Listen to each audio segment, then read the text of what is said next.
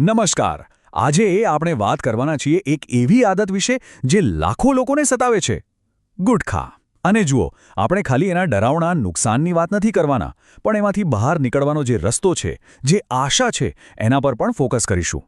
તો ચાલો આની અંદર ઊંડા ઉતરીએ. ચાલો શરૂઆત કરીએ ગુટખાના એક એવા પરિણામથી જે કદાચ સૌથી ભયાનક છે, છતાં બહુ ઓછા લોકો એના વિશે જાણે છે. અને આ એક એવી અસર છે જે ખરેખર શાબ્દિક રીતે કોઈનું મોડું બંધ કરી શકે છે.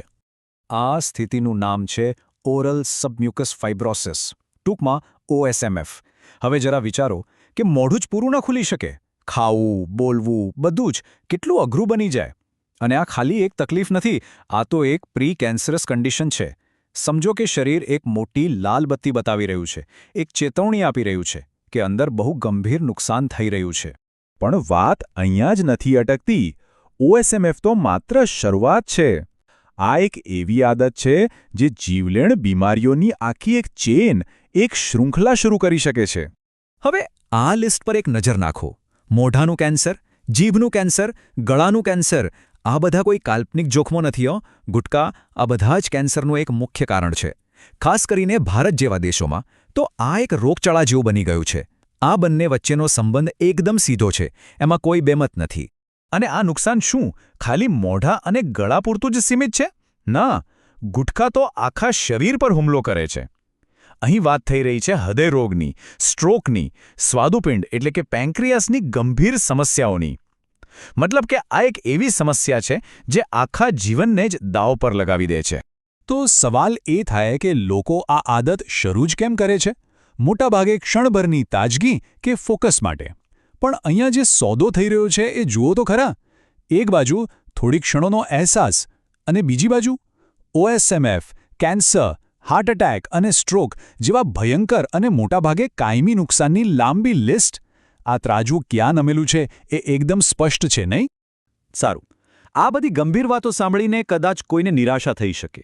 પણ હવે અહીંથી આપણે વાતને એક નવો વળાંક આપીએ છીએ. ચાલો આ ચર્ચાના સૌથી અગત્યના ભાગ પર આવીએ, છોડવાની તાકાત. અહીંથી આખી કહાણી આશા તરફ જાય છે. બસ આ એક શબ્દ પર ધ્યાન આપો, લાખો. આ ખાલી એક આંકડો નથી, આની પાછળ એક બહુ મોટો અને શક્તિશાળી સંદેશ છુપાયેલો છે. જી હા, આ સાચું છે. લાખો લોકોએ આ કરી બતાવ્યું છે. એમણે ગુટખાની આદત છોડી દીધી છે. મતલબ કે આ કોઈ અશક્ય કામ નથી. આ વાતે સાબિત કરે છે કે છોડવું બિલકુલ શક્ય છે. આ તો સફળ થયેલા લોકોનો એક મોટો સમુદાય છે, જેમાં કોઈ પણ જોડાઈ શકે છે. અને અહીંયા છે સૌથી મહત્વની વાત. આ એક વાક્ય બધું જ કહી દે છે. હમણાં રોકવાથી રોગની પ્રગતિ અટકી શકે છે અને સમય જતાં જોખમોમાં ઘણો ઘટાડો થઈ શકે છે. આનો સીધો મતલબ શું થયો? કે જે ક્ષણે આદત અટકે છે તે જ ક્ષણે નુકસાન પણ આગળ વધતું અટકી જાય છે અને ત્યાંથી જોખમ ઘટાડવાનો રસ્તો શરૂ થાય છે. તો આ જે સ્વસ્થ થવાનો રસ્તો છે એ કેવો દેખાય છે? ચાલો શરીરની રિકવરીની આખી ટાઈમલાઈન જોઈએ અને સમજીએ કે સાજા થવાની પ્રક્રિયા તો લગભગ તરત જ શરૂ થઈ જાય છે. જરા આ જુઓ, છોડ્યાના થોડા જ દિવસોમાં ખાવાનો સ્વાદ પાછો આવવા લાગે છે, ફૂલોની સુગંધ ફરીથી માણી શકાય છે. પછી થોડા અઠવાડિયા કે મહિનાઓ જાય એટલે પેલી જે તીવ્ર તલબ લાગતી હોય ને એમાં ઘણો ઘટાડો થઈ જાય છે અને વર્ષો પછી કેન્સરનું જોખમ મોટા પ્રમાણમાં ઘટી જાય છે.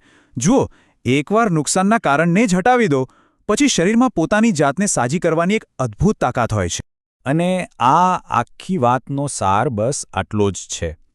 રિકવરી કે સ્વસ્થ થવાની પ્રક્રિયા વર્ષો પછી નથી શરૂ થતી.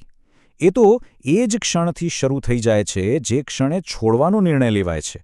એ નિર્ણય પોતે જ હીલિંગની, સાજા થવાની શરૂઆત છે. તો આ આખી વાત આપણને એક અંતિમ વિચાર પર લાવીને મૂકે છે. આપણા શરીરમાં સાજા થવાની, હીલ કરવાની એક ગજબની ક્ષમતા છે. તો સવાલ એ છે કે જો આજથી શરૂ કરવામાં આવે તો એ સાજા થવાની સફર, એ હીલિંગ જર્ની કેવી દેખાઈ શકે છે?